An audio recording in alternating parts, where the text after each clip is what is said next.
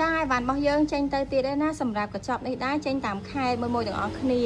សម្រាប់អីវ៉ាន់ Hono 10 line នេះចេញទៅខាងបងស្រីនៅខាងបាត់ដំបងអរគុណមែនតែនបងសម្រាប់កែកំងអីវ៉ាន់ពីហាងខ្ញុំណាហើយសម្រាប់អូដៃនេះដែរគឺខ្ញុំរៀបជាឈុតជូនគាត់ឲ្យមួយទាំងអស់គ្នាមានជាមួយនឹងឈុតសាកមានជាមួយនឹងស្រោមហើយនឹង script បើកាពេលកញ្ចក់ហើយសម្រាប់កម្មវិធីអីគឺថាខ្ញុំរៀបចំជូនគាត់អស់ហើយណានិយាយទៅមានទាំង Facebook មាន TikTok មានអីហ្នឹងគឺរៀបចំមួយ set តែម្ដងហើយសម្រាប់កញ្ចក់នេះដែរគឺទៅខាងបងប្រុសនៅខាងត្បូងឃ្មុំអរគុណមែនតែនបងបានជួយជាមួយនឹង Oppo A16 មកគ្រាប់នេះណាសម្រាប់អាវ៉ាន់នេះក៏បងប្រុសយកជាមួយជាឈុតដែរនិយាយទៅគេមានឈុតសាករបស់គេមានស្រោមហើយនឹង screen បើការពារកញ្ចក់អីគឺខ្ញុំបិទជូនគាត់រួចរាល់តែម្ដងកម្មវិធីអីគឺ download ឲ្យមកស្អាតតែម្ដងណាមួយទាំងអស់គ្នា Facebook YouTube អីអញ្ចឹងគឺមានមួយ set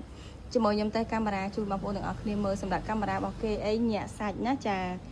មកទឹកទេណាប៉ុន្តែមកទឹកនេះមកទឹកបែបគុណភាពបងប្អូនទាំងអស់គ្នាស្អាតខ្លាំងមែនទែនកាមេរ៉ារបស់គេណាចាអញ្ចឹងសម្រាប់បងចង់បានអាវ៉ាន់មកទឹកគ្រប់ប្រភេទស្អាតអីអាច follow page របស់ខ្ញុំបានហើយសម្រាប់ព័ត៌មានបន្ថែមកុំភ្លេចឆាតចូល page ណាយើងមានសេវាកម្មផ្ញើជូន25ខែក្រុងហើយនឹងសេវាទូទាត់លុយជាមួយនឹងខាងក្រុមហ៊ុនអរគុណ